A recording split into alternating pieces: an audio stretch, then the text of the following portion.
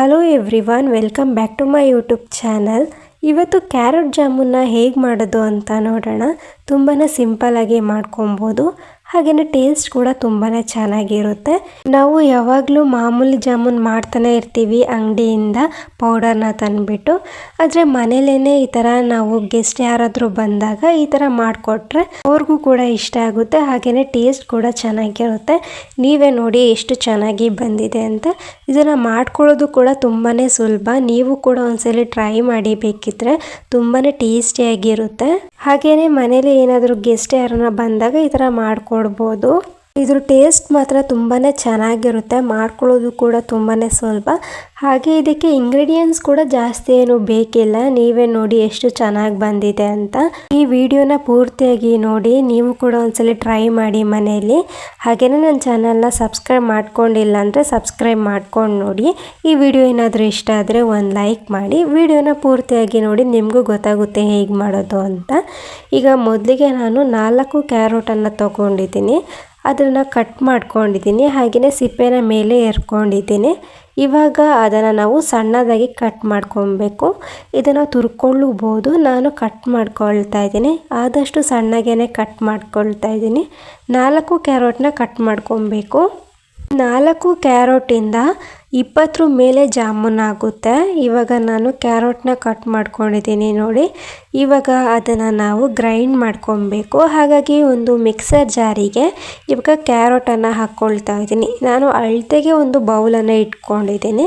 ನೀವು ಬೇಕಿದ್ರೆ ಹಾಗೇ ಮಾಡ್ಕೊಬೋದು ಅಂದಾಜಿಗೆ. ನಾನು ಅಳತೆಯಲ್ಲಿ ಹೇಳ್ಕೊಡ್ತಾ ಇದ್ದೀನಿ. ಇವಾಗ 2 ಬೌಲ್ ಆಗುವಷ್ಟು ಕ್ಯಾರೆಟ್ನ ಹಾಕ್ಕೊಂಡಿದ್ದೀನಿ, ಕಟ್ ಮಾಡ್ಕೊಂಬಿಟ್ಟು ಸಣ್ಣದಾಗಿ. ಇವಾಗ ಅದಕ್ಕೆ 1 ಬೌಲ್ ಆಗುವಷ್ಟು ಹಾಲನ್ನು ಹಾಕ್ಕೊಳ್ತಾ ಇದ್ದೀನಿ. ಹಾಗೆ ಒಂದು 2 ಏಲಕ್ಕಿನ ಹಾಕ್ಕೊಳ್ತಾ ಇದ್ದೀನಿ ಇವಾಗ ಇದನ್ನು ಗ್ರೈಂಡ್ ಮಾಡ್ಕೊಬೇಕು.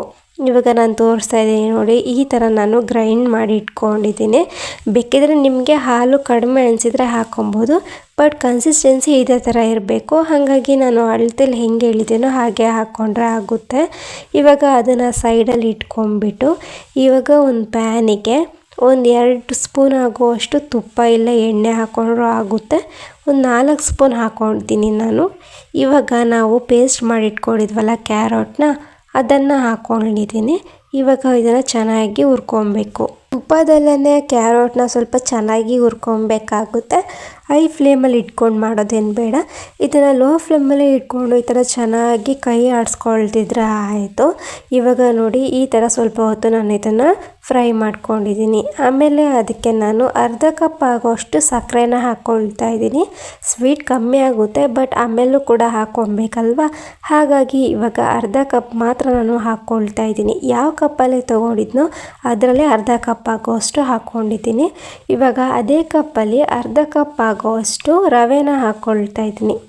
ರವೆನ ಹಾಕ್ಕೊಂಬಿಟ್ಟು ಚೆನ್ನಾಗಿ ಮಿಕ್ಸ್ ಮಾಡ್ಕೊಬೇಕು. ಇವಾಗ ನೋಡಿ, ಈ ಥರ ಚೆನ್ನಾಗಿ ಮಿಕ್ಸ್ ಮಾಡ್ಕೊಳ್ತಾ ಸ್ವಲ್ಪ ಗಟ್ಟಿ ಆಗ್ತಾ ಬರ್ತಾ ಇರುತ್ತೆ. ಇವಾಗ ಇದನ್ನು ರವೆ ಸ್ವಲ್ಪ ಚೆನ್ನಾಗಿ ಫ್ರೈ ಮಾಡ್ಕೊಂಡಾದ್ಮೇಲೆ ಈ ಥರ ಆಗಿದೆ ನೋಡಿ. ನಾವು ಮಾಮೂಲಿ ಕೇಸರಿ ಭಾತೆಲ್ಲ ಮಾಡ್ತೀವಲ್ಲ, ಆ ಥರ ಆಗಿದೆ.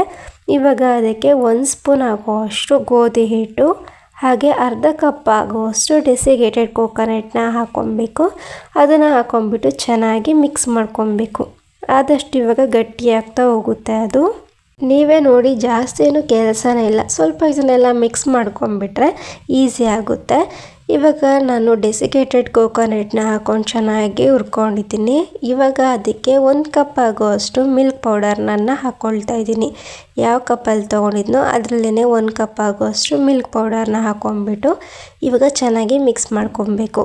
ನಾನು ಇದನ್ನೆಲ್ಲ ಸ್ಟವ್ನ ಆಫ್ ಮಾಡ್ಕೊಂಬಿಟ್ಟು ಹಾಕ್ಕೊಳ್ತಾ ಇದ್ದೀನಿ. ಅಂದರೆ ಮಿಲ್ಕ್ ಪೌಡರ್ ಹಾಕ್ಕೊಂಡಿದ್ದೀನಲ್ವ, ಆವಾಗ ಸ್ಟವನ್ನು ಆಫ್ ಮಾಡಿಬಿಟ್ಟು ಮಿಲ್ಕ್ ಪೌಡರ್ನ ಹಾಕ್ಕೊಂಡಿದ್ದೀನಿ.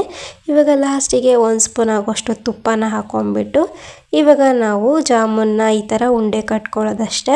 ನಿಮಗೆ ಯಾವ ಸೈಜ್ ಬೇಕೋ ಜಾಮೂನು ಆ ಸೈಜಲ್ಲಿ ಮಾಡ್ಕೊಳ್ಳೋದು. ನಾನು ಮೀಡಿಯಮ್ ಸೈಜಲ್ಲೇ ಮಾಡ್ಕೊಳ್ತಾ ಇದ್ದೀನಿ. ಬೇಕಿದ್ರೆ ಇನ್ನೂ ಸಣ್ಣನೂ ಕೂಡ ಮಾಡ್ಕೊಬೋದು, ದೊಡ್ಡನೂ ಕೂಡ ಮಾಡ್ಕೊಬೋದು. ನಾನು ಈ ಸೈಜಲ್ಲಿ ಮಾಡ್ಕೊಂಡಿದ್ದೀನಿ ನೋಡಿ. ಎಲ್ಲನೂ ಕೂಡ ಈ ಥರ ಉಂಡೆ ಮಾಡಿ ಇಟ್ಕೊಂಡಿದ್ದೀನಿ. ಇವಾಗ ನಾವು ಪಾಕ ಮಾಡ್ಕೊಳ್ಳೋದಕ್ಕೆ ಪಾತ್ರೆನ ಇಟ್ಕೊಂಡ್ಬಿಟ್ಟು ಅದಕ್ಕೆ 1 ಗ್ಲಾಸ್ ಆಗುವಷ್ಟು ನೀರನ್ನು ಹಾಕ್ಕೊಳ್ತಾ ಇದ್ದೀನಿ. ನಾವು ಮಾಮೂಲಿ ಜಾಮೂನೆಲ್ಲ ಮಾಡ್ತೀವಲ್ಲ, ಸೇಮ್ ಅದೇ ಥರ ಇದಕ್ಕೂ ಕೂಡ ಪಾಕ ಮಾಡ್ಕೊಳ್ಳೋದು. ನಾನು ಇವತ್ತು ಸಕ್ಕರೆನ ಹಾಕ್ಕೊಳ್ತಾ ಇದ್ದೀನಿ. ಬೇಕಿದ್ರೆ ಬೆಲ್ಲನೂ ಕೂಡ ಹಾಕ್ಕೊಬೋದು. ನಾನು ಆವಾಗಲೇ ಅರ್ಧ ಕಪ್ ಆಗುವಷ್ಟು ಸಕ್ಕರೆ ಹಾಕ್ಕೊಂಡಿದ್ದೆ, ಹಾಗಾಗಿ ಈಗ ಮುಕ್ಕಾಲು ಕಪ್ ಆಗುವಷ್ಟು ಸಕ್ಕರೆನ ಹಾಕ್ಕೊಳ್ತಾ ಇದ್ದೀನಿ. ಇವಾಗ ಪಾಕ ಮಾಡ್ಕೊಂಡು ಸೈಡಲ್ಲಿ ಇಟ್ಕೊಂಡಿದ್ದೀನಿ. ನಾನು ಪಾಕಕ್ಕೆ ಏಲಕ್ಕಿನ ಹಾಕಿಲ್ಲ, ಯಾಕಂದರೆ ಆವಾಗಲೇ ಗ್ರೈಂಡ್ ಮಾಡಬೇಕಾದ್ರೆ ಹಾಕಿದ್ನಲ್ವ, ಹಾಗಾಗಿ ಇವಾಗ ಹಾಕಿಲ್ಲ. ಇವಾಗ ಎಣ್ಣೆನ ಕಾಯೋಕೆ ಇಟ್ಕೊಂಡ್ಬಿಟ್ಟು ನಾವು ಮಾಡಿರೋ ಜಾಮೂನ್ನೆಲ್ಲ ಇವಾಗ ಎಣ್ಣೆಲಿ ಹಾಕಿ ಫ್ರೈ ಮಾಡ್ಕೊಬೇಕು.